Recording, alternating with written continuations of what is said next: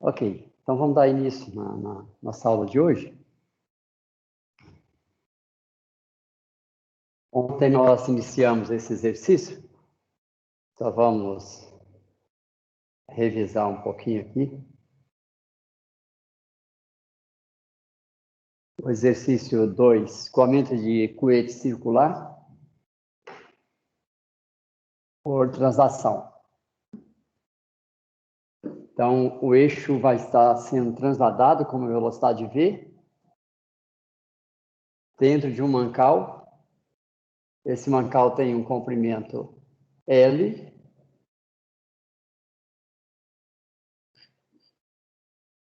O eixo tem um raio RI, raio interno, e o mancal tem um raio RE, raio externo do canal onde nós temos o fluido. Nós queremos resolver o problema do fluido, o escoamento promovido pelo movimento do eixo.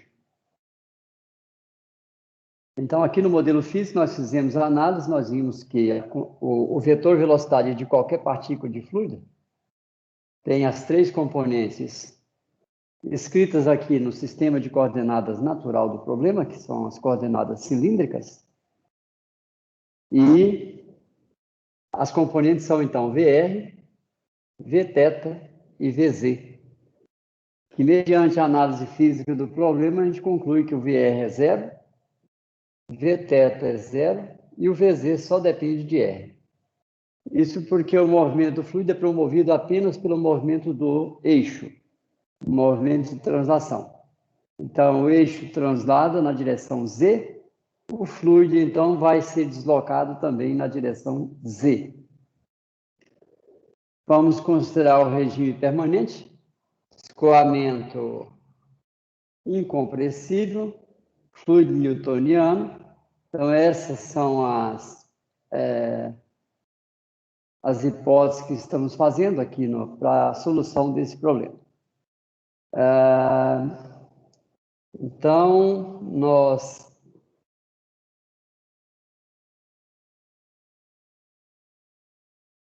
estabelecemos um modelo matemático diferencial simplificado. Primeiro, começamos com o modelo dinâmico, que é para a movimentação do fluido. A equação da continuidade foi, então, escrita usando o apêndice D2, e concluímos que, por essa equação da continuidade, que o dv dz é zero. Ou seja, que o Vz só muda com R, não muda com Z e também não muda com θ. E para Navier-Stokes, nós escolhemos agora a componente de interesse, que é a componente em Z. As outras duas componentes não nos importam, nós queremos recalcular a potência para deslocar o eixo na direção axial. Bom, então nós escrevemos aqui a componente em Z. Por ser regime permanente, esse termo é nulo. O termo advectivo, para todos os problemas que a gente vai resolver, ele será nulo.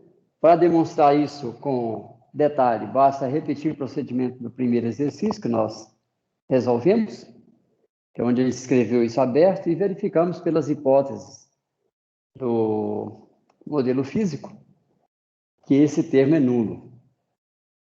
Bom, o campo de pressão é uniforme na direção Z, isso porque quem promove o movimento é o movimento do cilindro e não o campo de pressão.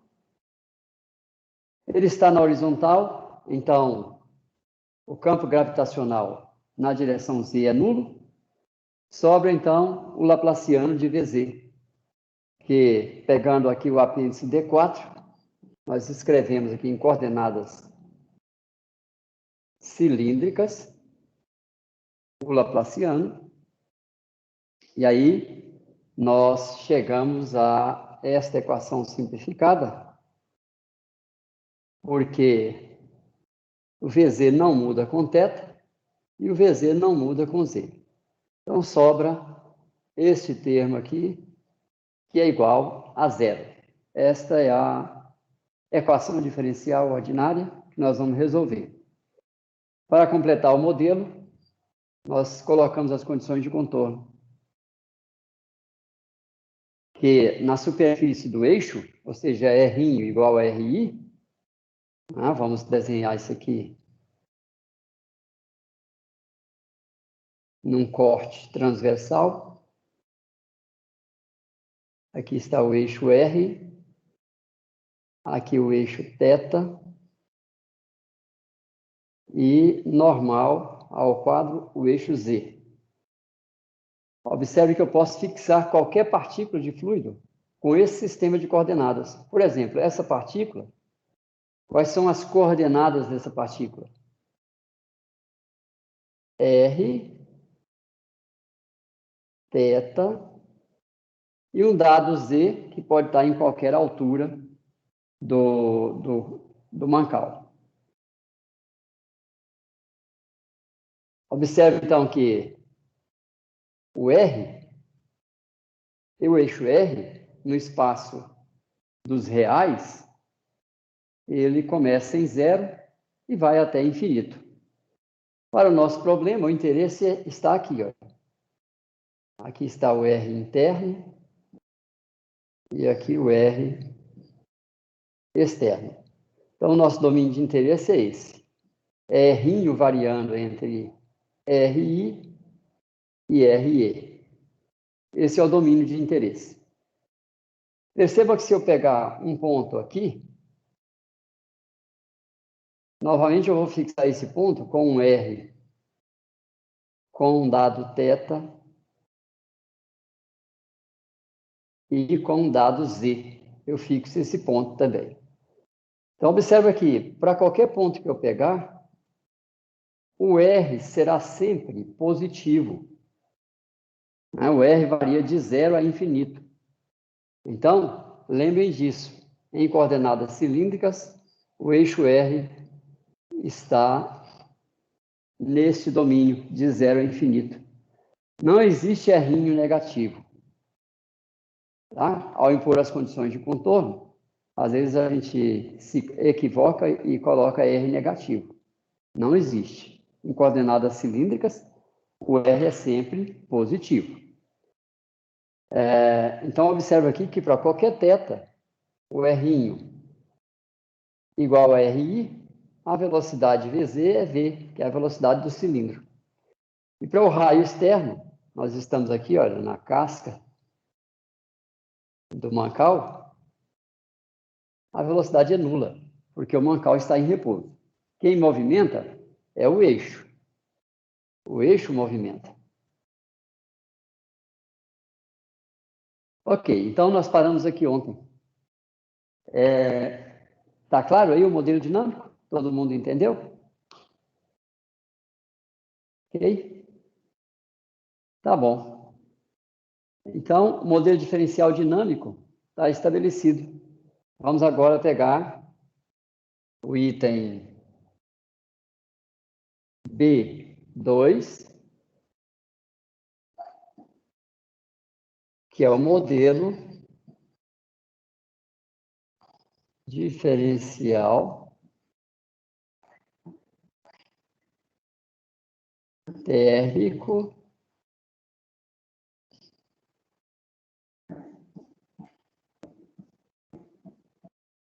simplificado. Então, vamos pegar a equação da energia, que é dt de tempo mais V escalar nabla aplicado a T igual a alfa Laplaciano de T. O Laplaciano de T, também nós vamos escrever usando o apêndice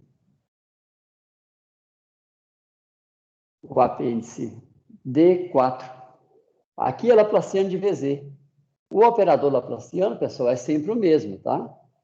O que muda é a função a qual nós vamos aplicar o operador Laplaciano. Você pode escrever assim, ó, Laplaciano aplicado a alguma coisa. Posso colocar Vz, como eu fiz no modelo dinâmico. Posso colocar a temperatura, como eu vou fazer na equação da energia. Então, vai ficar alfa que multiplica 1 sobre R, DDR de R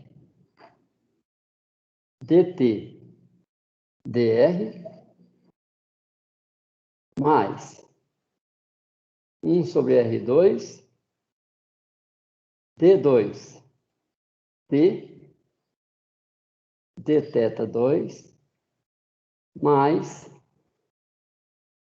D2T dz2 e mais a função φ sobre ρ CP. A função φ eu vou escrever em detalhe logo mais em coordenadas cilíndricas. Nós vimos na aula de ontem como escrever a função φ em coordenadas cartesianas. Né? Hoje nós vamos aprender como que escreve a função φ em coordenadas cilíndricas. Bom, o termo advectivo também, observem que aqui no modelo dinâmico, no modelo físico, o fluido vai se aquecer. Ele vai se aquecer e a temperatura vai variar. Então, nós teremos aqui uma outra simplificação, que é que a temperatura vai variar apenas com R, porque aquece igualmente para qualquer Z. Aquece igualmente. Então, não tem variação em Z. Aquece também igualmente em θ. Não tem variação em θ. Então, a temperatura só vai depender de R. Isso no regime permanente. Então, regime permanente, isso é zero. Isso é zero porque T só muda com R. E também porque o Vθ e o Vz são nulos. Aqui, esse termo nós vamos guardar, porque o T muda com R. Mas T não muda com θ e não muda com Z. Então, nossa equação para energia vai ficar alfa, que multiplica 1 sobre R ddr de R dt dr mais φ sobre ρ Cp igual a zero. E as condições de contorno, que é T em R igual a RI, nós vamos fornecer essa temperatura. É uma dada temperatura TI. E em R igual a RE igual a TI. Então, aí está o modelo diferencial térmico simplificado. Falta ainda a gente escrever quem é a função φ, que é o que nós vamos então fazer agora. Mas antes de continuar, eu pergunto se vocês entenderam tudo. Tá claro isso aí? Ok?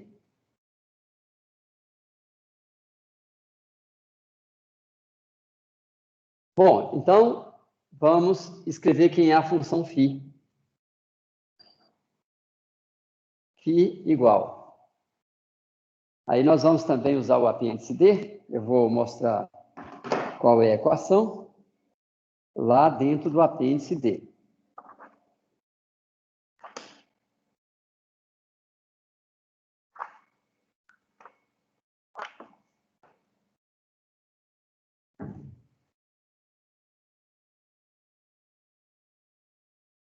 Então, a função φ em coordenadas cilíndricas, vocês vão usar, então, a equação D8. D8. Com a equação D8, nós estabelecemos a seguinte igualdade para a função φ. Vai ser μ, que multiplica duas vezes um epsilon RR. Eu vou escrever depois quem é o epsilon, A ao quadrado. Epsilon, θ, epsilon, ZZ mais. Observe que o 2 multiplica esta soma. Agora vem a soma de mais termos adicionais.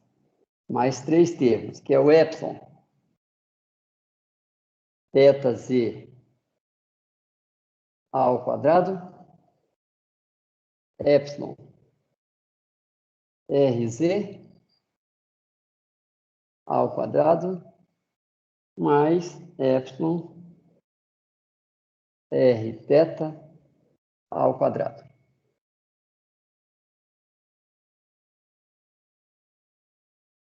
Onde o epsilon rr é igual a dvr dr.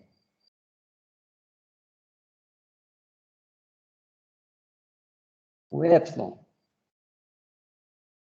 θ igual a 1 sobre r, 1 sobre r, dvθ dθ, mais vr, epsilon zz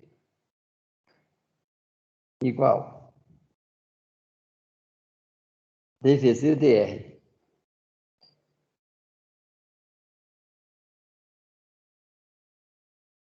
Epsilon θ z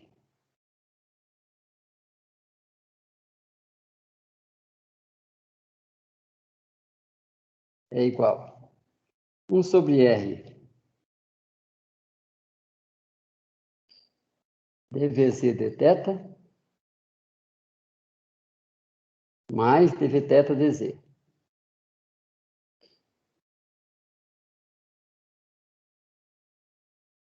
Epsilon rz. Epsilon rz igual a dvr dz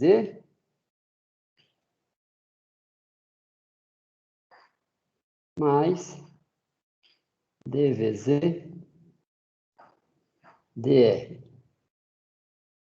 E, finalmente, o epsilon rθ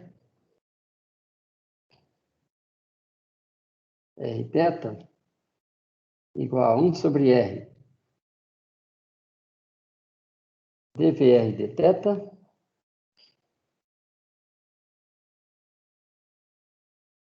menos vθ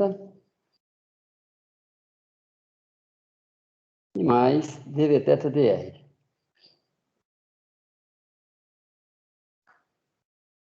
Tá aí, pessoal, as 6 componentes do tensor epsilon. Né? O tensor epsilon pode ser escrito assim, ó. Epsilon rr, epsilon rr, epsilon rθ, rz, epsilon θr, epsilon θ, epsilon θz, epsilon zr, epsilon zθ, epsilon zz. Então, observa que é um tensor que tem 9 componentes. 9 componentes tem um tensor. Porém, nós escrevemos aqui apenas 6 componentes. Isto porque o tensor é simétrico. Significa que epsilon rθ é igual a epsilon θr. Epsilon rz é igual a epsilon zr. E o epsilon θz é igual a epsilon zθ. Então, é um tensor de 9 componentes, mas só tem 6 diferentes entre si. Que ele é simétrico. Ok? Então, Vocês vão encontrar as equações para as componentes do tensor lá no apêndice D8. Isso em coordenadas cilíndricas. Em coordenadas cartesianas, nós escrevemos no quadro na aula de ontem.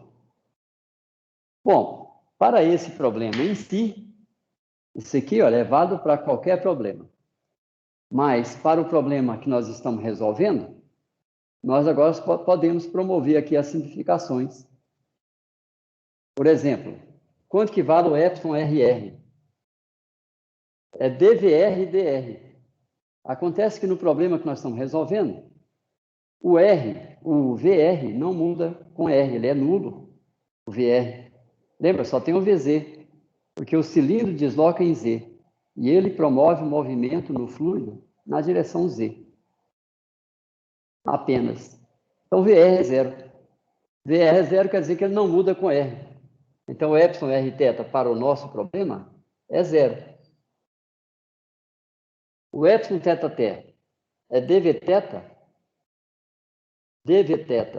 de θ mais VR. Ambos são nulos. Então, isso aqui também é zero. E o VZ muda com R. Então, o epsilon ZZ é dVz dr. Só vou conferir isso aqui, porque parece que está faltando aqui um termo. Deixa eu ver aqui, epsilon ZZ. dVz dr. Não está certo, é isso mesmo. Então, isso aqui vai ser diferente de zero. O epsilon θz, dVz dθ. VZ não muda com θ, ele só depende de R. E o Vθ é nulo. Então, esse termo é zero e esse termo é zero. Então, isso é zero. Epsilon RZ, dVr dz. O VR é nulo. E dVz dr. Então, nós temos aqui o epsilon RZ, que esse termo é zero. dVr dz é zero. E aqui nós temos dVz dr, que é diferente de zero. O VZ muda com R. Agora, o epsilon Rθ. VR não muda com θ, isso é zero. Vθ é nulo. E o Vθ não muda com R. Portanto, o epsilon Rθ é zero. Então, sobrou o epsilon ZZ, que é dVz dr, e o epsilon RZ, que depende também do dVz dr. Só vou verificar isso aqui de novo, acho que tem um erro aqui. Sim, aqui está o erro, pessoal. O epsilon ZZ é dVz dz e não dr. dVz dz. Então, isso aqui é que estava errado, eu estava desconfiado. Observe que o VZ não muda com Z, ele muda apenas com R. Então, isso aqui também é zero. Sobrou, então, apenas esse termo aqui, olha. dVz dr para compor a função φ. Então, considerando isso, nós vamos ter que a função φ é igual a μ, que multiplica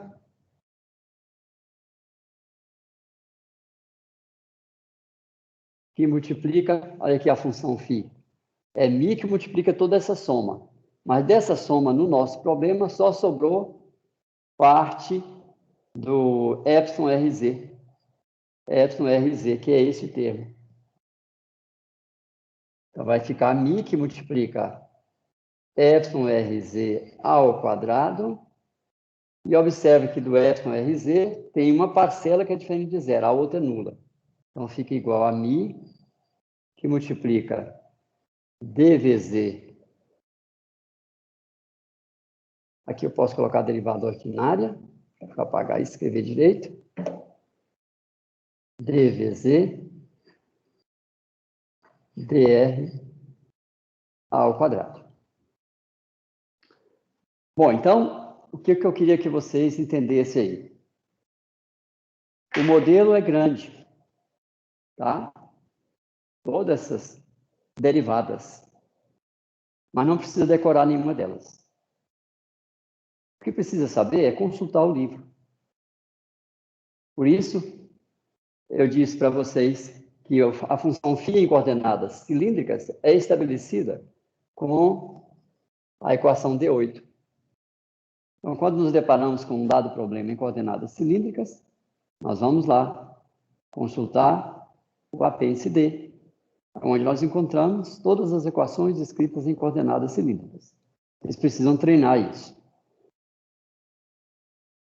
Feita a análise do problema, nós temos o resultado principal, que é que VZ só depende de R.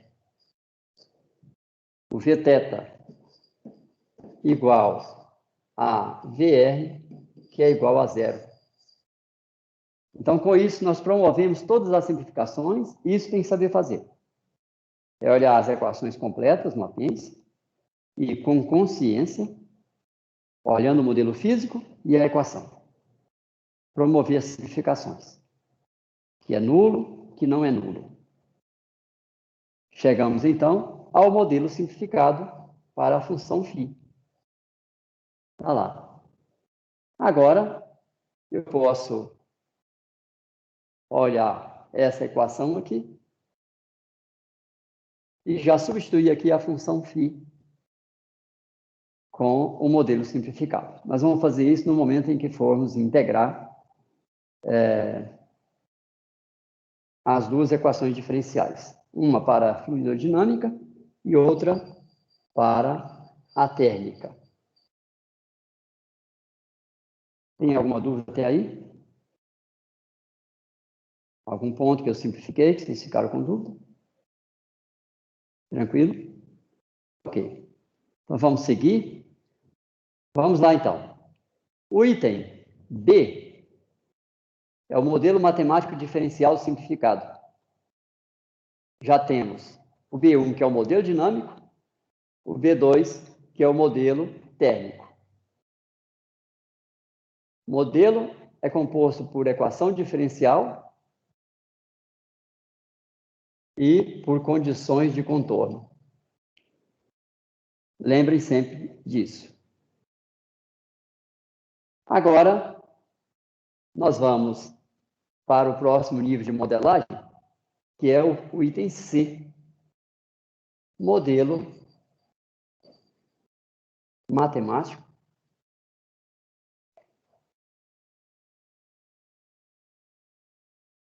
contínuo. Modelo matemático contínuo. C1, vamos deduzir o modelo matemático contínuo para a dinâmica, ou seja, modelo matemático contínuo dinâmico. Bom, vamos então copiar a equação diferencial que está aqui, ó, no modelo D1, modelo dinâmico. Está aqui, é 1 sobre R ddr de R dvz dr.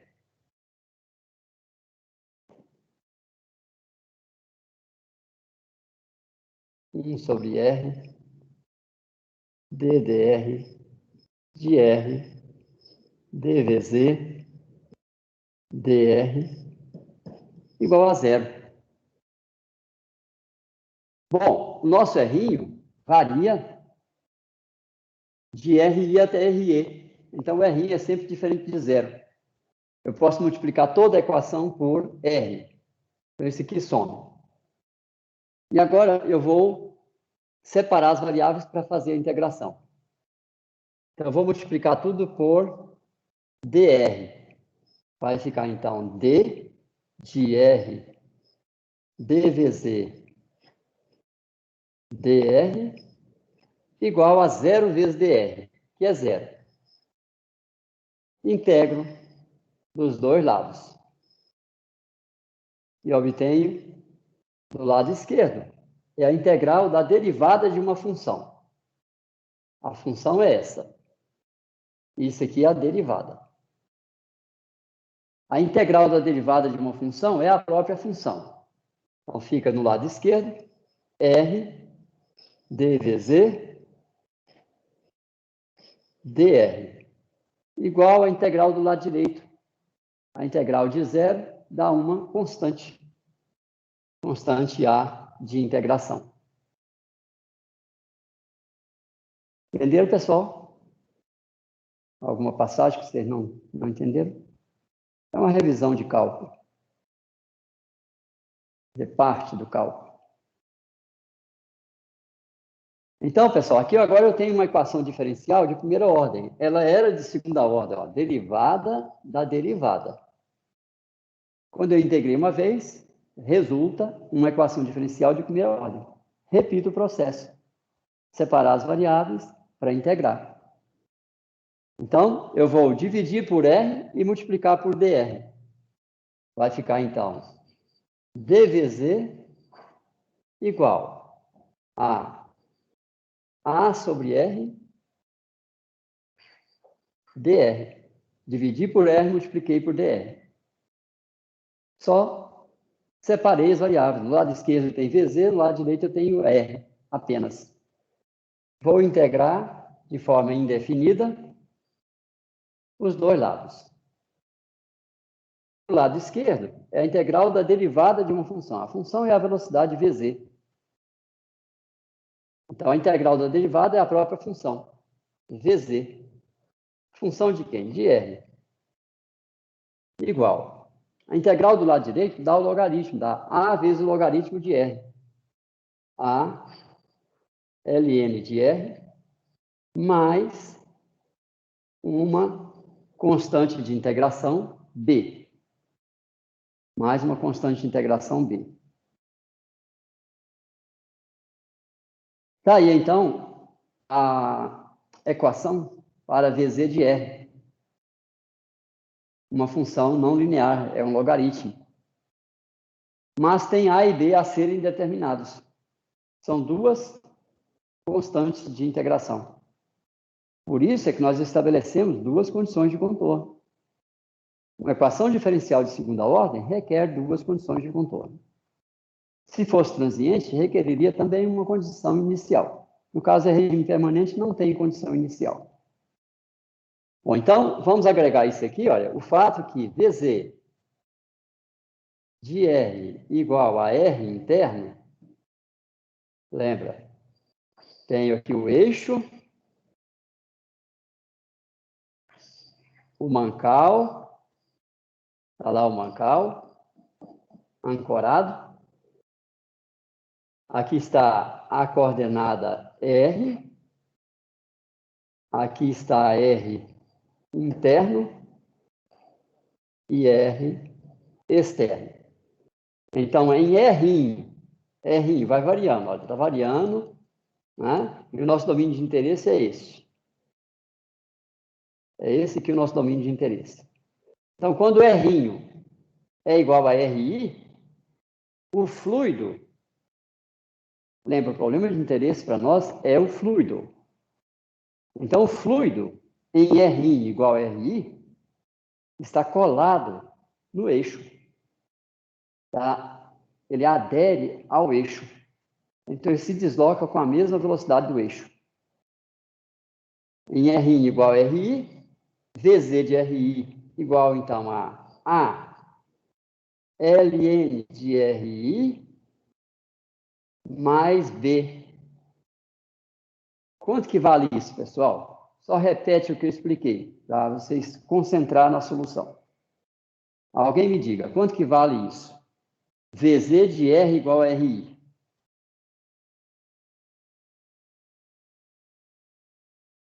Estou esperando. Vale V? Vale V. Por quê? Nós estamos no cilindro interno. Né? Nós estamos com o fluido colado à superfície do cilindro interno. E o cilindro interno desloca na direção Z com uma velocidade V. V maiúsculo. Então, isso aqui é igual a V. Pronto, tem uma equação. Mas eu tenho duas incógnitas. Quem são minhas incógnitas? A e B. A outra equação, então, é VZ de RI igual a RE igual a ln de RE mais B igual. Igual a quanto, pessoal? Zero. Zero, porque agora nós estamos naquela camada de fluido que está aderida ao mancal. Eu estou agora aqui, olha. Aqui na superfície do cilindro externo. Em R igual a RI, nós estamos aqui, ó, na superfície do cilindro interno. Então, na superfície externa, eu estou no mancal, mas o mancal fica parado. Então, o fluido também fica parado por aderência à parede do mancal. Então, isso aqui é igual a zero. Pronto, tenho aqui duas equações, olha. Duas equações e duas incógnitas, A e B. Tem aí um sisteminha linear de duas equações por duas incógnitas. Então, agora eu posso resolver esse sisteminha. Vamos chamar isso aqui de equação, nesse momento, equação 1, equação 2. Então, nós temos que, de 2, nós retiramos o quê? Que B é igual a menos A ln de RE. Então, aqui nós temos uma equação 3.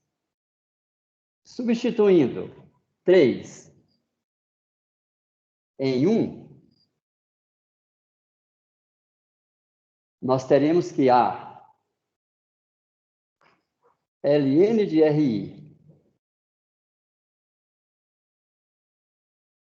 mais D, que é menos A ln de RE. Isso é igual a V.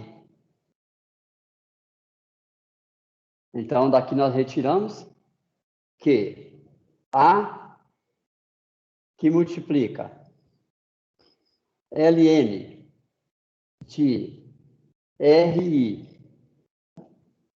sobre RE, igual a V. Portanto, a constante A é igual a V sobre ln de RI sobre RE. Então, está aqui a constante A. Tudo bem, pessoal? Alguma dúvida? Cometi nenhum erro?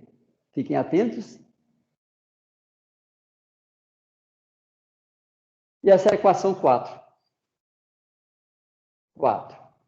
Se nós fazemos agora 4, substituindo 4 em 3,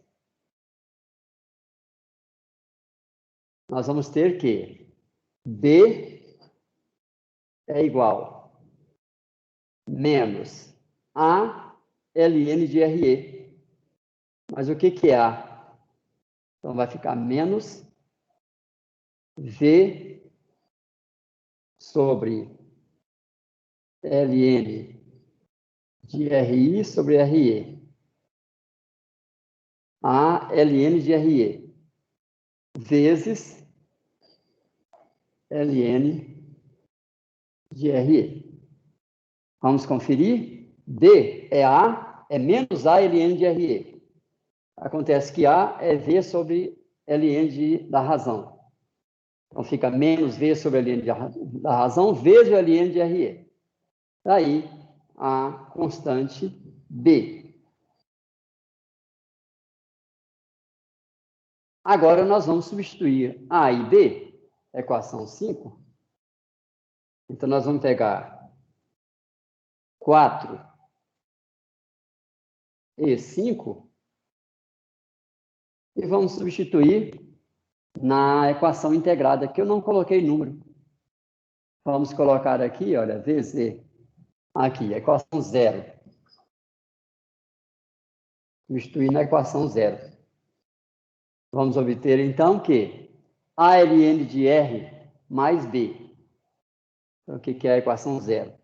É VZ de R é a ln de R mais B, que é igual a V sobre ln de RI sobre RE, a ln de R vezes ln de R mais B, que é menos V sobre ln de RI sobre RE, ln de RE.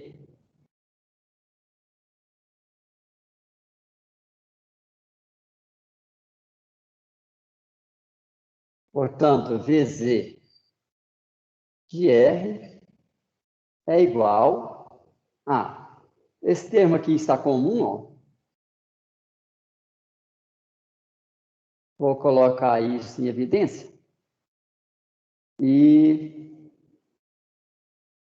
teremos, então, que VZ de R é igual a V sobre ln de RI sobre RE, que multiplica ln de R menos ln de RE, que vai ficar, então, ln de R sobre RE.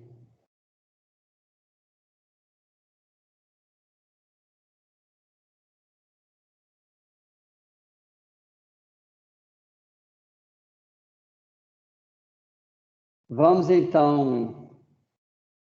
então checar se essa equação obtida representa as condições de contorno. Isso é uma forma de verificar se nós cometemos algum erro grosseiro.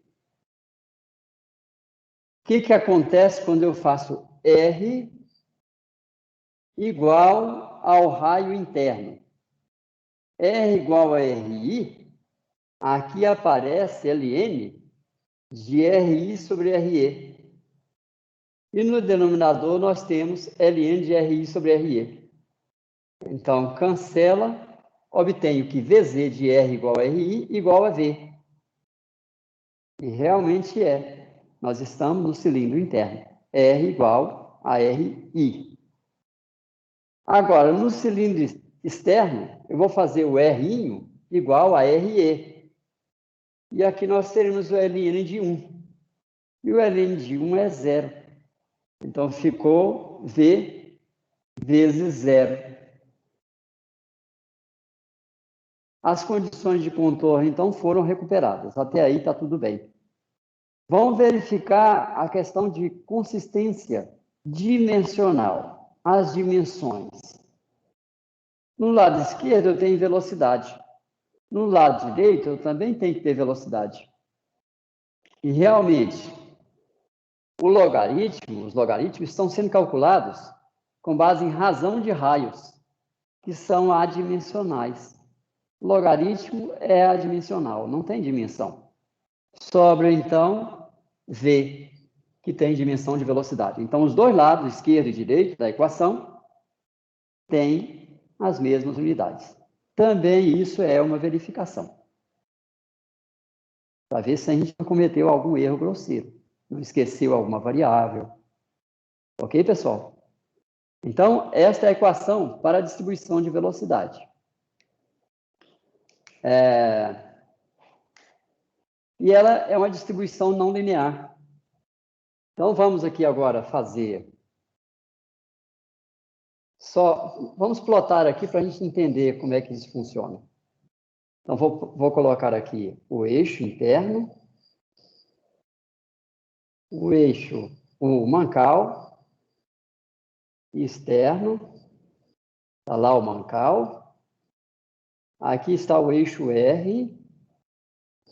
O nosso domínio de interesse varia de RI até RE. Então, uma partícula de fluido que se encontra nessa posição tem velocidade igual à velocidade do eixo. Como a velocidade está em z, pessoal, aqui eu desenhei num plano normal ao eixo z. Mas a velocidade está na direção z, ou seja, ela está saindo do quadro. Então, desenhar o campo de velocidade nessa figura aqui ficou inconveniente. Eu vou escolher, então, outro plano para desenhar o campo de velocidade. Qual seria o plano mais adequado? É um plano que passa pelo eixo z. Então, eu vou redesenhar isso aqui a fim de poder plotar a distribuição de velocidade. Essa minha escolha aqui não foi boa. Vou desenhar assim, ó. Aqui está a parede do mancal. Aqui está o eixo. Vou desenhar isso mais ampliado, senão não dá para ver o efeito logarítmico. Então, aqui está a linha central do eixo. Aqui está a parede inferior do eixo, a parede superior. Ok? E aqui eu vou desenhar o mancal.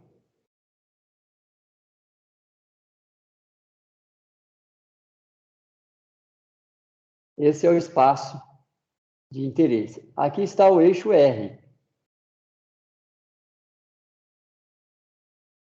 Eixo R. E o nosso domínio de interesse é de RI até RE. Em R igual a RI, a velocidade do fluido igual a V. E em R igual a RE, a velocidade do fluido é zero. É zero. E entre esses dois pontos, nós agora temos a lei de variação. A velocidade vai variar de acordo com esta função, que envolve uma constante e uma função logarítmica de R'. Uma função logarítmica. Então, é uma função não linear. Aqui eu tenho duas opções para traçar isso.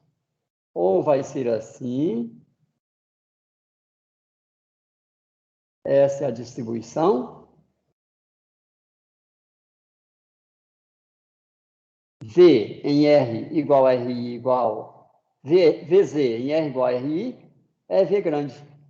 Aqui é zero. E aqui vale esse valor. E aqui vale esse valor.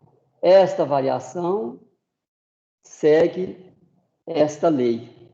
Essa é a distribuição de velocidade. Eu poderia ter desenhado assim, ó, porque eu estou fazendo qualitativamente, mas observa que aí a derivada na parede do cilindro seria nula. Aí daria uma tensão nula. Significa que o cilindro não enfrentaria nenhuma resistência para deslocar. Isso não corresponde à física. Já nessa escolha que eu fiz aqui, olha, a derivada é máxima. O que nos dá, então, a tensão na parede, que nós vamos aprender a calcular logo em seguida.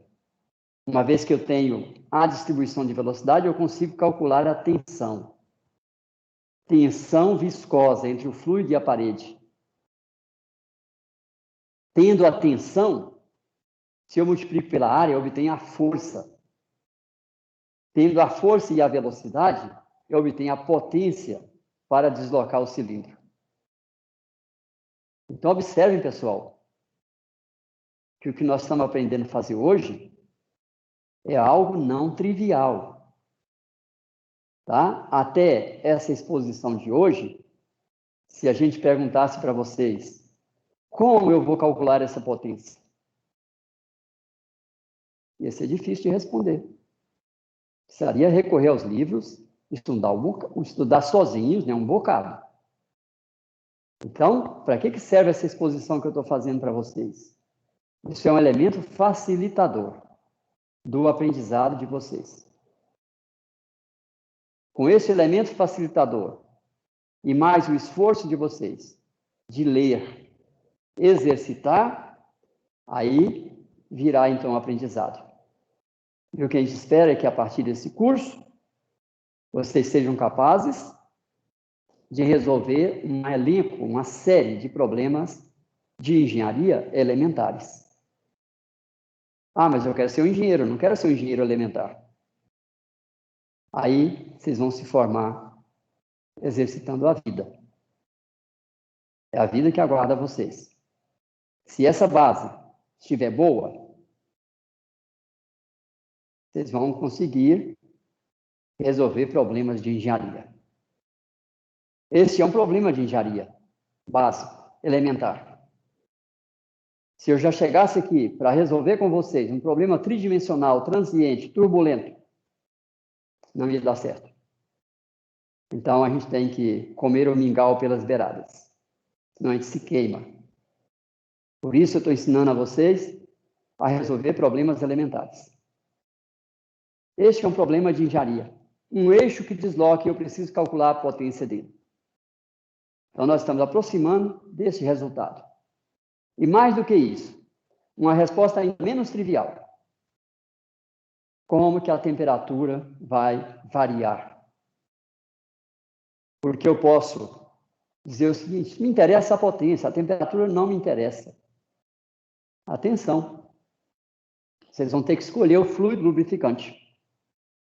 E conforme o nível de temperatura que atinge, se você escolher o fluido errado, ele vai degradar muito rápido. Então, o campo de temperatura também é importante. Para você depois completar seu projeto. Dizer, está aí a geometria. Agora eu preciso escolher um fluido lubrificante. Qual é o óleo que eu vou escolher? Vamos aos dados do fabricante, a caracterização físico-química do fluido, para que a gente possa escolher corretamente qual é o lubrificante. Ok, pessoal? Por isso, a gente está mostrando para vocês algo que, a primeiro momento, né, essa função φ, algo grandão, né, pode assustar. Mas eu estou mostrando para vocês os passos. E que não tem nada de misterioso. Claro, sem essa exposição, ia ser muito mais difícil. Com essa exposição, que é um elemento facilitador, vocês vão aprender de forma mais rápida.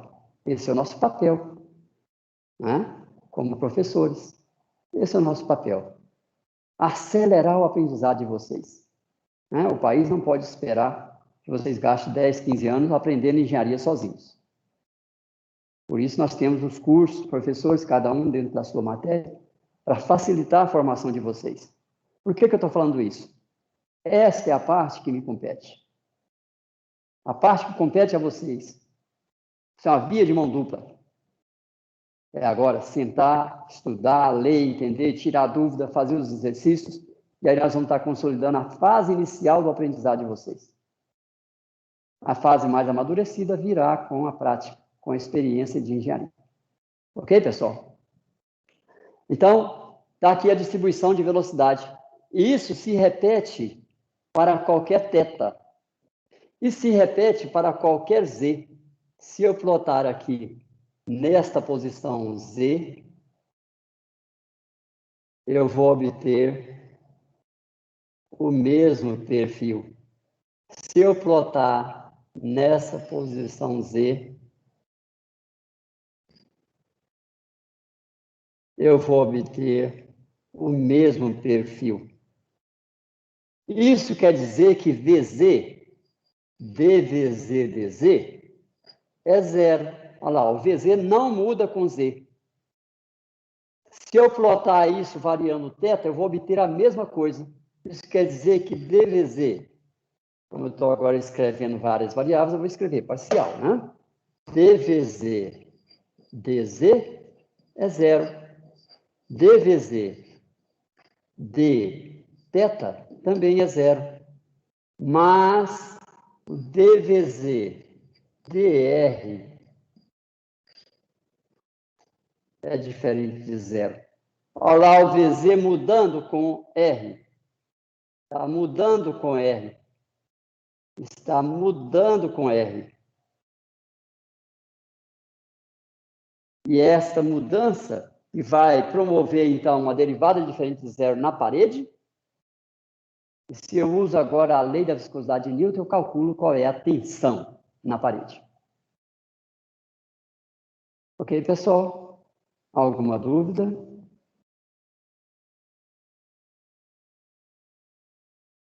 Professor, Pois não, Felipe? você poderia repetir como que eu faço para chegar na potência a partir desse resultado? Então, nós vamos fazer isso agora. Ah, tá. Certinho. Tá? Aí vamos calcular, porque ainda envolve algumas questões que eu não expliquei ainda e que vocês vão ter dificuldade. Então, eu vou fazer o cálculo da potência também. Ok, Felipe? Ok. Pessoal, tudo bem, então, até aí?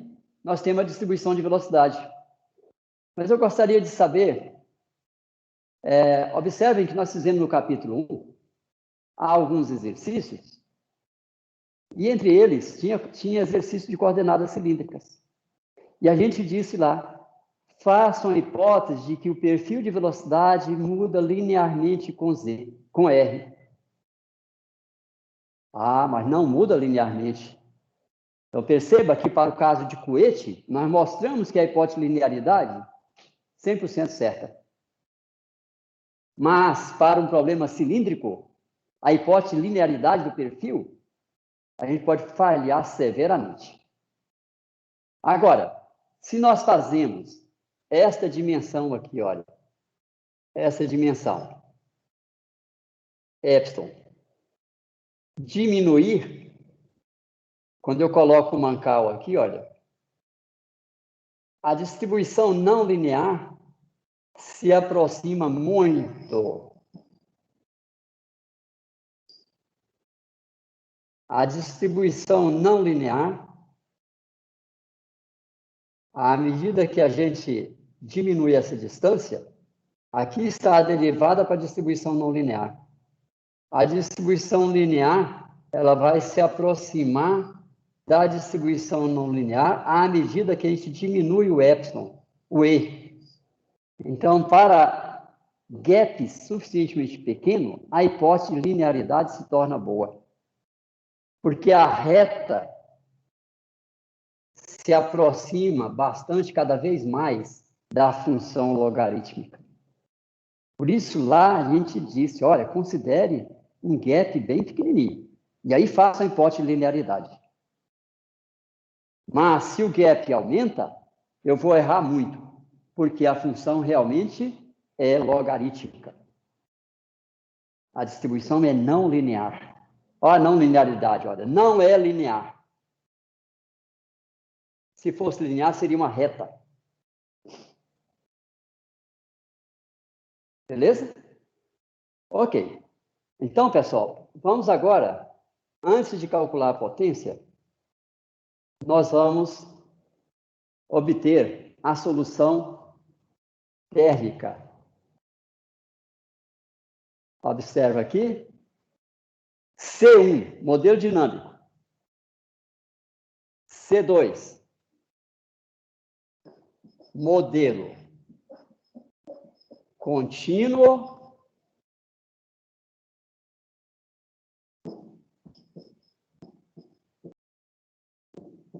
Térmico. Contínuo térmico. Vamos recuperar, então, a equação diferencial simplificada para o modelo térmico. Está lá, ó. Vamos pegar aqui. Está aqui. Alfa, 1 sobre R ddr, de R dθ dr, mais φ sobre ρCp igual a zero.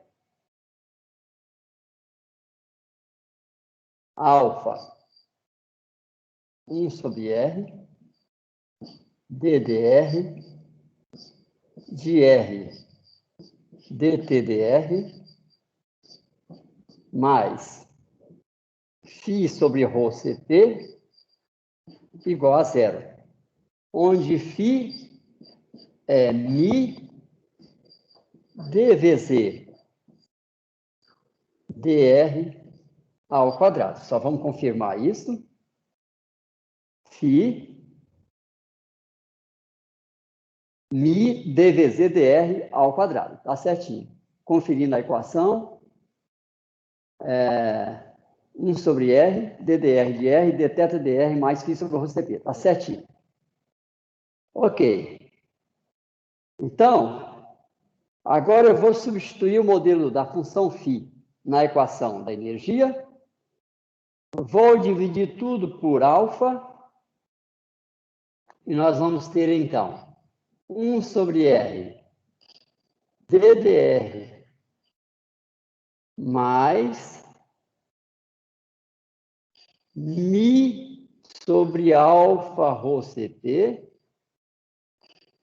dVz dr ao quadrado igual a zero. Alfa vezes ρCp, lembrando, quem é alfa? Alfa é K, condutividade térmica, sobre ρCp. Então, alfa ρCp é o próprio K. Vou, então, reescrever a equação. 1 sobre R ddr mais μ sobre K dVz dr ao quadrado igual a zero. Aqui eu escrevi parcialmente, pessoal, me desculpem. Vou escrever agora completo. Alfa, dividir, então, ficou 1 sobre R, ddr de R dt dr. E aqui eu escrevi de forma incompleta. Bom, nós temos aqui uma equação, mas eu tenho a temperatura e a velocidade Vz como incógnitas. Acontece que nós acabamos de determinar quem é o Vz. Portanto, nós podemos determinar quem é o dVz dr. Tá? Então, vamos lá visualizar o perfil de velocidade. dVz dr. Está aqui, olha, vai dar essa constante vezes a derivada do ln de Ri sobre Re. V, então vai ficar V sobre ln de Ri sobre Re, 1 sobre R sobre Re, e vezes a derivada disso, que é 1 sobre Re.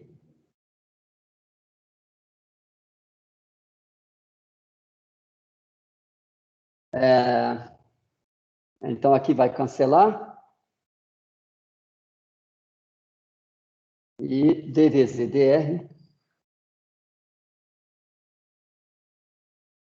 igual a V sobre ln de Ri sobre Re, 1 sobre R. Observe que do lado esquerdo eu tenho dVz dr, velocidade por comprimento. Do lado direito, velocidade por comprimento também, porque o ln é adimensional. E agora nós vamos fazer isso ao quadrado. Bom, pessoal, só para a gente não carregar isso aqui durante a integração, vamos chamar isso aqui de um lambda. Então vai ficar lambda sobre R. E aí nós teríamos que 1 sobre R DDR de R DTDR mais Mi lambda 2 sobre K 1 sobre R2.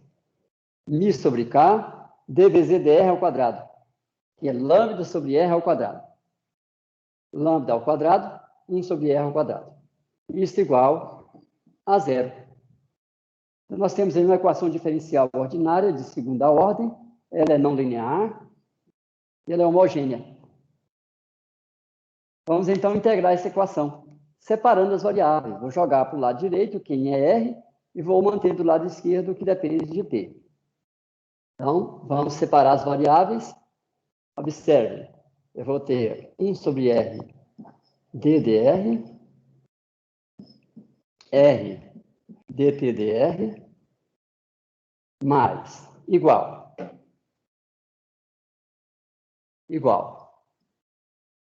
a Mi lambda 2 sobre K, 1 sobre R2, negativo, menos. Vou multiplicar por RDR. Então, vai ficar D de R DTDR menos Mi lambda 2 sobre K, R com R, sobra DR sobre R. Porque o R2 cancela aqui, ó, fica R no lado direito.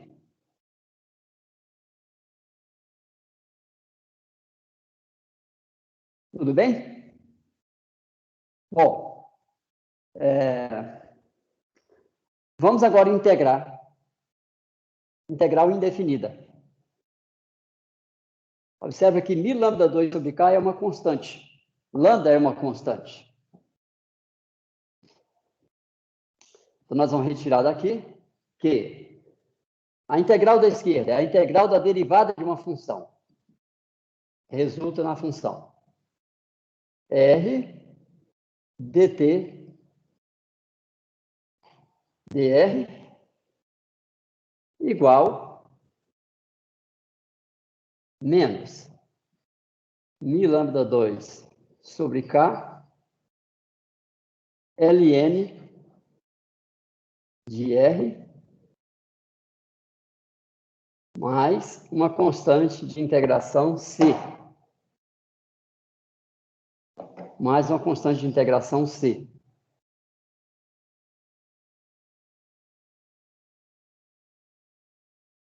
E daí nós vamos ter que dt igual menos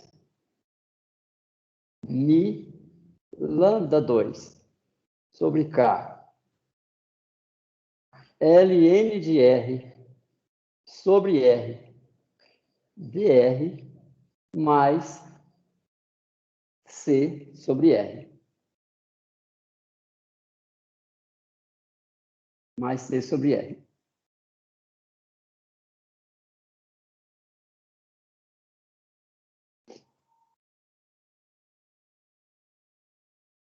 Bom, pessoal, agora tem que fazer a integral de novo. Integral, integral e a integral.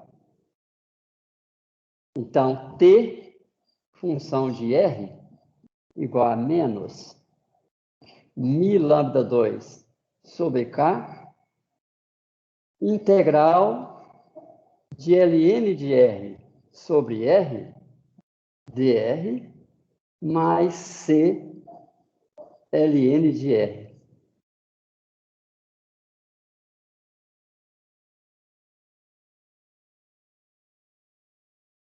Esta integral aqui, olha, integral de ln sobre R, eu não a tenho de cabeça. Então, nós vamos precisar consultar alguma tabela de integração ou usar um software, tipo, tem um software que se chama Wolfram, que com o qual a gente integra rapidamente uma função que é integrável. Então, para a distribuição de temperatura, nós não vamos agora, na aula, continuar.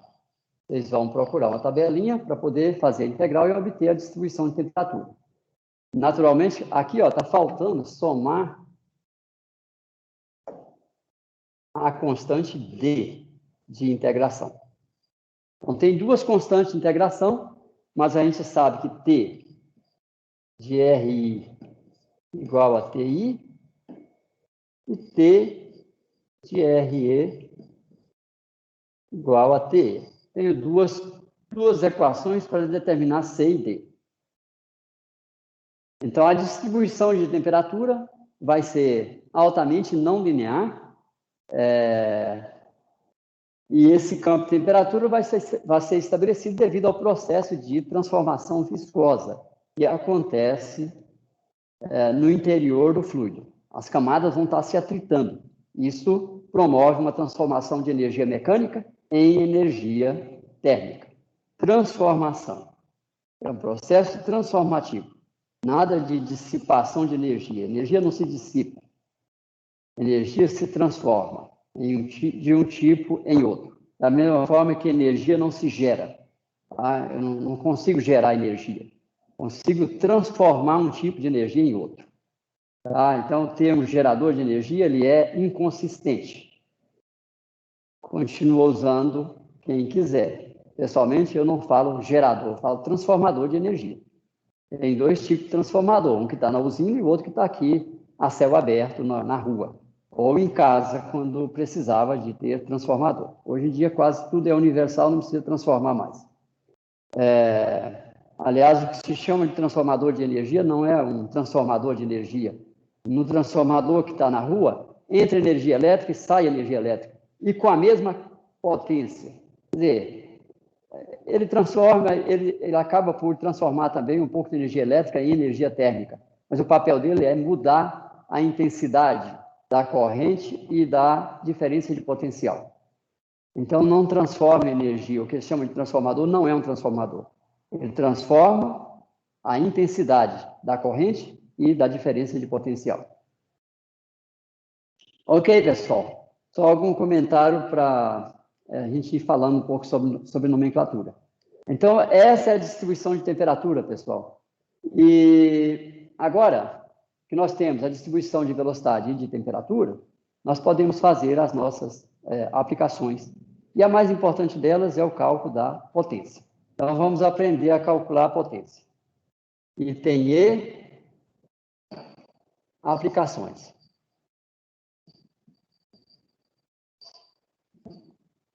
Aqui também tem uma aplicação de natureza dinâmica, que é a potência necessária para deslocar o cilindro. Então, vamos calcular a potência. Potência mecânica vai ser a força que atua na direção Z, vezes a área, que é uma área R. O nome da área é o nome do eixo normal a ela. A área na qual atua a tensão entre o fluido e o cilindro é uma área normal a R. É a área interfacial entre o cilindro e o fluido. Né? É aquela área perimetral. Vai ser, como é que eu calculo essa área? Vai ser o perímetro vezes o comprimento. O perímetro é 2πRI vezes o L, que é o comprimento do mancal. É onde tem resistência ao movimento de translação. Então, essa é a área R, é a área normal AR. Bom, então, eu preciso agora avaliar quem é a força. Então, aqui está o cilindro.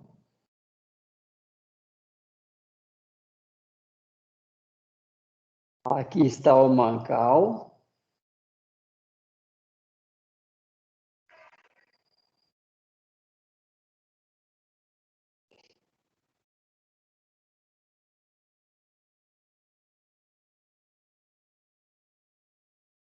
E esta é a área. Observe que é uma área perimetral. Aqui nós temos RI. E aqui atua a tensão. É uma tensão que está atuando na direção Z, na área R. Na área R. Tal ZR. O primeiro índice indica a direção. O segundo índice indica em qual área a tensão está atuando. Então, nós vamos ter que tal RZ vai ser igual a Mi vezes, aí nós temos que escolher o epsilon adequado, né? Vai ser o Mi epsilon RZ. Mi epsilon RZ, que tem o mesmo índice. E quem é o epsilon RZ? Vamos pegar no apêndice. Nós não precisamos decorar isso. É uma quantidade enorme de equações. Então, o epsilon RZ,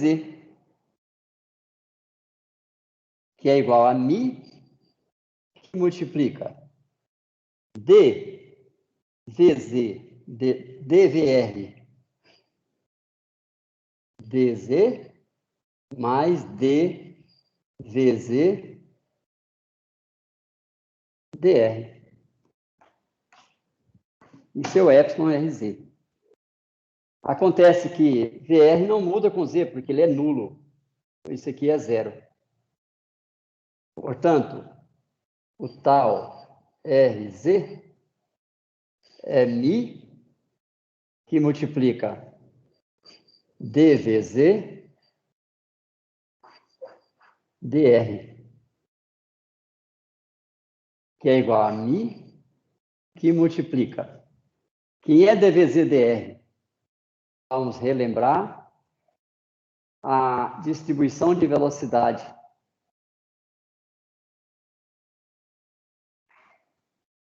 DVZ-DR. Acho que eu já tinha calculado a derivada. Já sim, tá? Aqui a derivada. Ó. DVZ-DR. V sobre Ln, que multiplica 1 sobre R. Vai dar V sobre Ln de RI. Ln de RI sobre RE. 1 sobre R. 1 sobre R. Então, pessoal, veja que a tensão ficou função do R. Significa que eu posso calcular a tensão na parede interna, posso calcular na parede externa e posso calcular entre quaisquer duas camadas de fluido. As camadas de fluido também vão sofrer uma tensão entre si. Isso vai variar com R, porque a distribuição de velocidade é logarítmica. Não é? E realmente tem que variar com R, porque à medida que o R aumenta, a área de atuação da tensão aumenta. A força tem que ser a mesma, né? Porque se eu desloco esse cilindro com uma dada força F, este mancal vai ter que ser ancorado com uma força F. A força é a mesma. A força se transmite. Mas a força é tensão vezes área. Como a área aumenta com o quadrado do raio, na verdade aumenta linearmente com o raio, a tensão está caindo com o inverso do raio.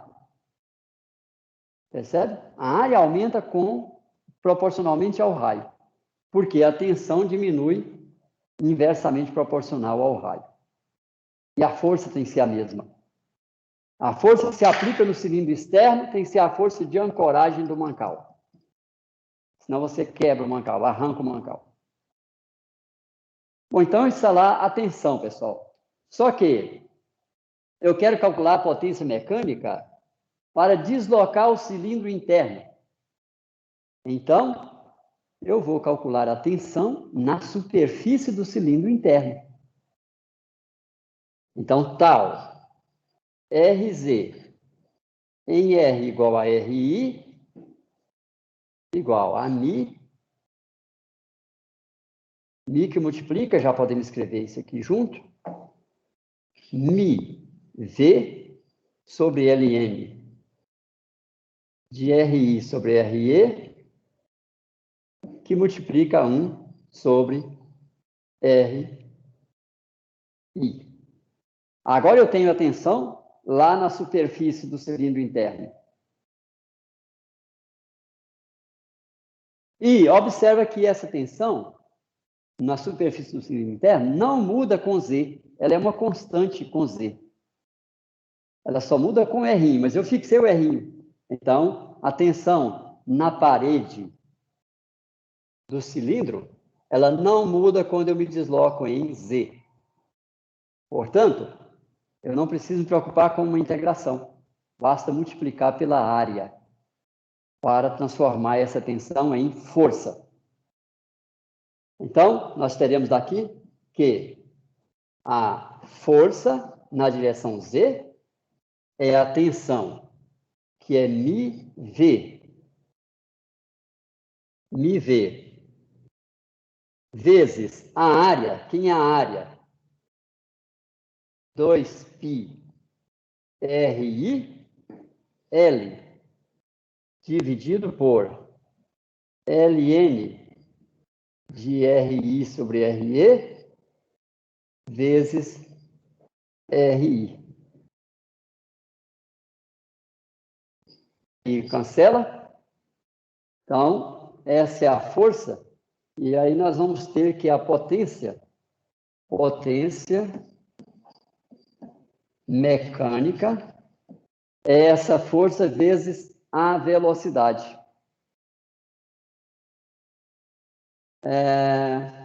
Aqui, pessoal, vocês não me corrigiram. Observe que potência é força vezes a velocidade, não vezes a área, tá? É tensão vezes a área vezes a velocidade. Mas eu escrevi a força, então a força vezes a velocidade. Estava errado. Então, a potência mecânica igual a força vezes a velocidade, que é igual, então, Fz vezes V, que é igual a Mi V2, 2π sobre Ln de RI sobre RE. Está aqui, então, a potência mecânica.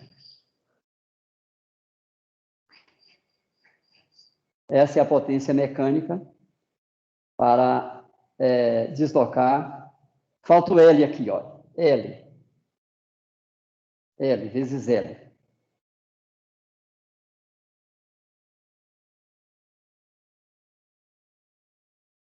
Agora, para a gente verificar se isso está ok, uma das formas é observar qual é a unidade disso aqui. Então, vamos verificar. Quem é Mi?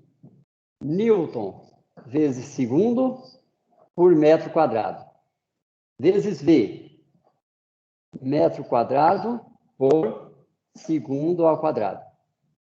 E vezes o L, que é metro. Metro quadrado com metro quadrado cancela. Segundo com segundo cancela. Newton por metro dá joule. Joule por segundo resulta em watts. Então, quanto à dimensão, está ok o modelo para o cálculo da potência mecânica. Ok, pessoal?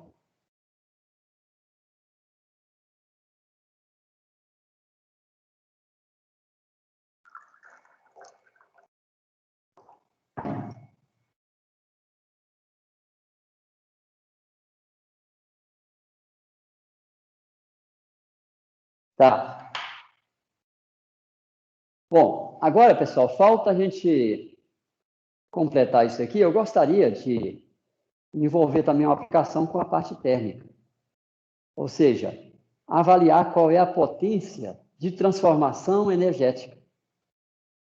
No escoamento de Couette plano, nós demonstramos que no regime permanente, a potência mecânica é igual à potência de transformação de energia. Será que vale aqui também? Fisicamente, tem que valer. Não é? Então, vamos lá calcular a potência de transformação de energia. Isso vai ser igual a integral sobre todo o volume de fluido da função φ, que é uma função de R, vezes o elemento de volume. Vezes o elemento de volume. Vocês lembram quem é a função φ?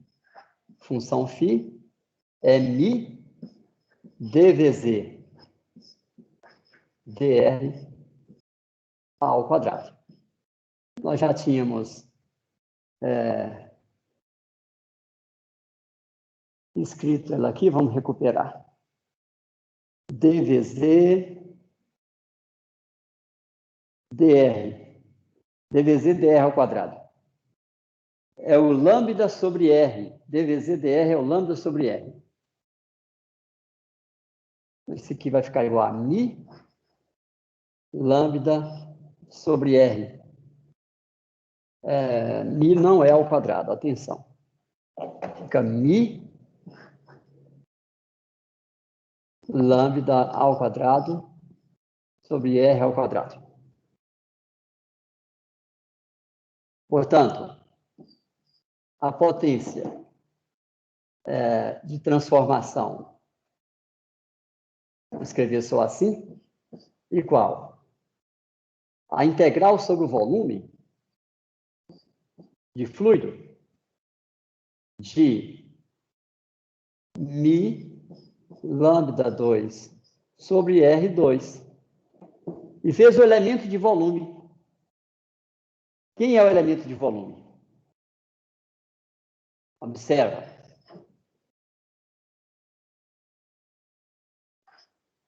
Aqui nós temos o volume no qual está acontecendo a transformação de energia. É esse volume de fluido aqui, ó. E a nossa função φ muda com R. Apenas. Não muda com Z e não muda com θ. Então, o nosso elemento de volume será esse aqui, olha. Imagina esse elemento de volume aqui, olha. Essa pequena área. E você gira isso. Essa é a área geratriz do elemento de volume. Elemento de área geratriz do elemento de volume. Então, quem vai ser o dV? Vai ser 2πr vezes o dr, 2πr dr, vezes o dr e vezes o comprimento L.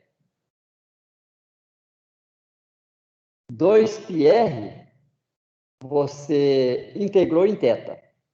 2πr. E vezes o elemento dr. Então, 2πr dr te dá essa áreazinha, ó. Esta área é 2πr dr. Essa área, mas veja, integrada em θ, tá? A área geratriz, você já girou a área. Se você multiplica, então, isso aqui, ó, 2πr dr, te dá, então, a área geratriz. Se você multiplica isso por L, você obtém, então, o elemento de volume. Então, aqui vai ficar 2πr dr L. Então, essa potência vai ficar igual a mi lambda 2 L sobre aqui corta, vai ficar, deixa eu reescrever isso aqui na forma de uma constante, mi lambda 2 L vezes 2π, integral variando de 0 de RI até RE, de dr sobre R. Então, isso resulta em mi lambda 2 L vezes 2π, ln de RE sobre RI. RE sobre RI. Esse aqui é a potência de transformação. O que precisa fazer agora, pessoal, para mostrar a igualdade, aí eu vou deixar para vocês confirmar isso, o nosso tempo está acabando, é substituir o lambda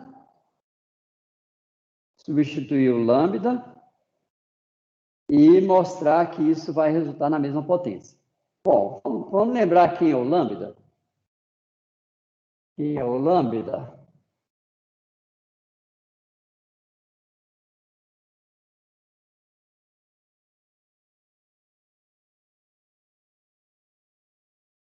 Deixa eu encontrar aqui o lambda. Lambda é V sobre Ln de RI sobre RE. Então, a potência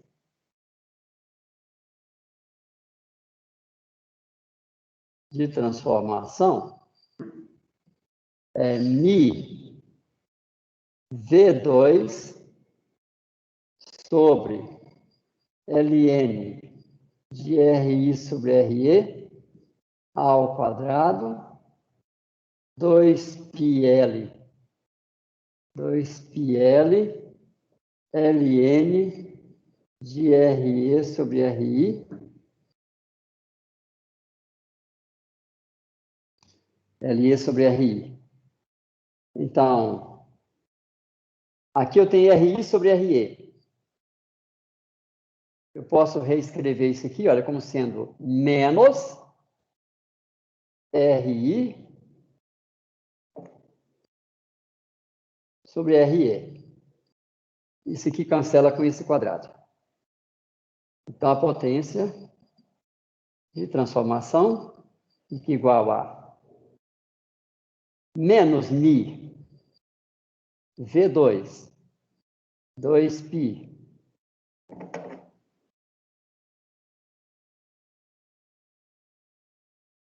L sobre Ln de RI sobre RE. Eu não lembro se tem o fator 2π lá na potência mecânica. Vamos conferir.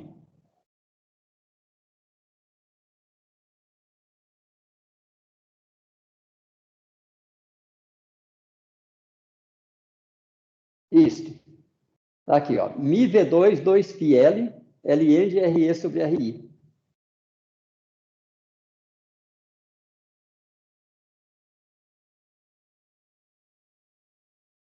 O que diferia uma da outra é o sinal menos. Bom, mas a potência tem que ser algo positivo.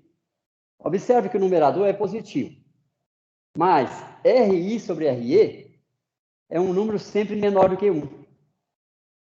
Sempre menor do que 1. Portanto, esse logaritmo do denominador é sempre negativo. Com esse menos, fica positivo. Então, faltou a gente analisar o sinal lá na potência mecânica. Tá? Você tem que pegar aquela fórmula em módulo, porque lá vai dar negativo. E, bom, a potência não faz sentido, potência negativa. O que está dizendo esse sinal, na verdade, é o seguinte.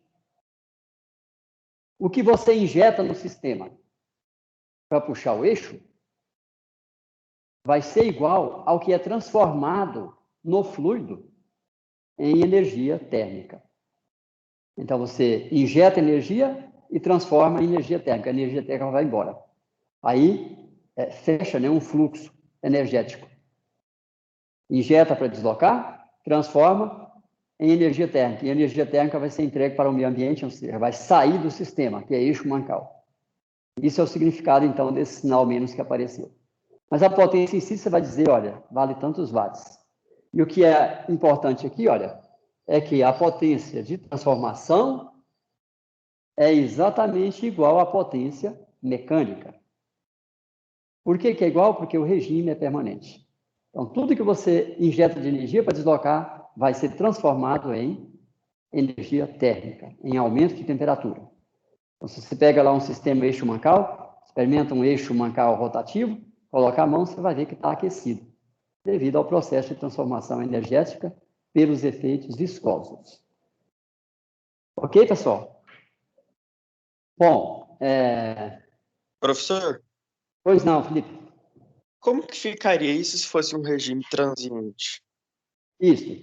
No regime transiente, você teria um efeito de aceleração do eixo. Então, a potência seria usada para movimentar com velocidade variável no tempo. Significa que a potência também vai variar no tempo, porque a velocidade está mudando, e a potência é força vezes velocidade. Então, a potência estaria aumentando no tempo, a potência mecânica. A potência de transformação também estaria aumentando com o tempo, mas as duas não são iguais. Por quê? Parte da energia que você injeta não é transformada em energia térmica. Ela é usada para acelerar. Percebe a diferença? No regime permanente não tem aceleração. Então, uma se iguala à outra. No problema transiente, parte da energia injetada, por unidade de tempo, parte da potência, vai ser utilizada para acelerar. Aí, o que vai ser transformado é o que sobra, é o que resta, né, do injetado com o que se gastou para acelerar. Aí a gente teria que fazer as contas no transiente. Tudo bem, Felipe? Mas esse seria um exercício posterior para quem quiser refletir sobre isso a nível de iniciação científica. Aí a gente já pode refletir sobre o transiente desse problema. Seria o caso de um mancal, de um cilindro oscilante no interior do mancal. Concorda, Felipe? Entendi, professor. A energia continua não se perdendo, ela só vai ser distribuída de outra forma, né? Exatamente. Você vai transformar menos, porque parte está sendo gasta para acelerar. Ok? Uma aeronave. Isso é um exercício interessante. Eu tenho 2 minutos para comentar isso com vocês. Na próxima aula, a gente vai continuar com outros exercícios. Eu já disponibilizei para vocês lá uma lista preliminar. À medida que for fazendo, eu vou completando aquela lista. Tá? Então, fiquem atentos para poder baixar a lista atualizada. O sistema vai avisar vocês sempre que eu disponibilizar. Mas se vocês pegam uma aeronave,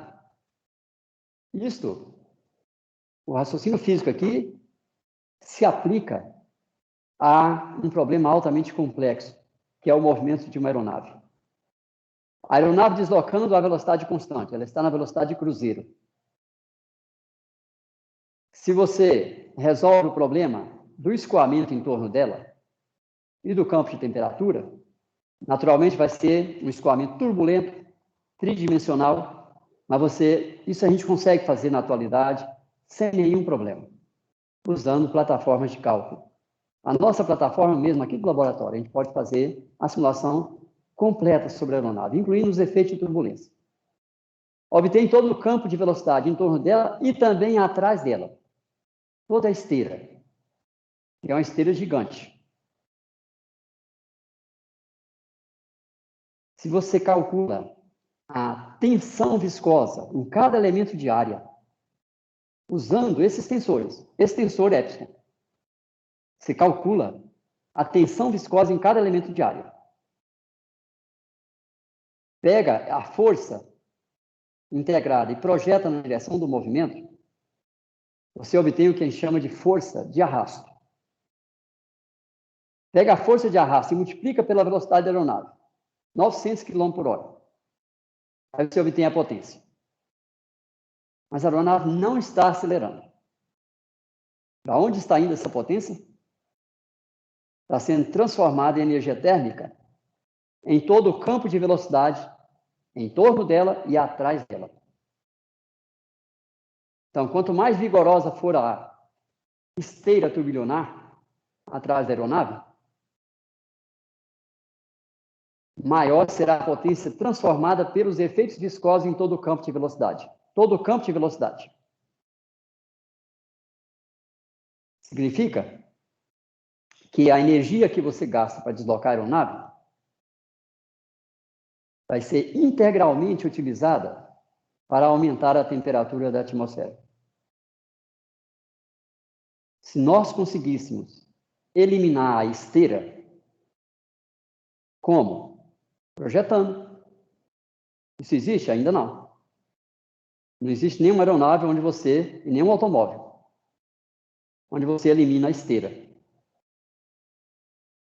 Mas, no futuro, quem sabe, a gente consiga projetos que envolvem múltiplos aspectos, inclusive de chamados materiais inteligentes, onde a gente elimina a esteira. Você reduziria o arrasto dramaticamente. Para levar o arrasto a zero, nós teríamos que eliminar a tensão viscosa entre o fluido e a parede. Isso é possível? Possível tudo é. Porém, não sabemos fazer isso. Tá? Os dois desafios gigantes que nós, como engenheiros, físicos, matemáticos, temos que enfrentar é dominar o atrito e dominar a gravidade. Eu falei isso com um físico um dia, ele torceu o nariz e me abandonou falando sozinho. Mas tudo é possível. Tudo bem, pessoal? Então, veja, uma reflexão grande, mas baseada em um problema pequeno. O raciocínio é o mesmo. A potência para deslocar o cilindro é igual à potência de transformação viscosa. A potência para deslocar a aeronave é igual à integral sobre todo o escoamento em torno dela e atrás dela. Tudo que você está entregando está sendo gasto para transformar energia mecânica em energia térmica. Beleza, pessoal? Por hoje é isso, então.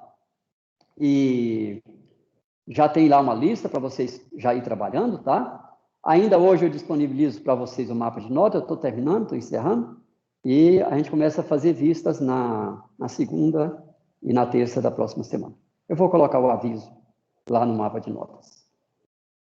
Um bom final de semana para vocês, tá? E até na próxima quarta-feira para a gente dar continuidade. Aí nós vamos começar a estudar. Vamos ainda fazer algumas considerações sobre cohete circular, cilíndrico, coisas que nós não vimos ainda. Aí vamos passar para o quasi-hélio e depois gravitacional. Beleza? É isso então por hoje, pessoal. Obrigado e até mais. Tchau, professor. Até mais. Até. Certinho, professor. Obrigado. Nada. Pois não, Estevam. Isso, a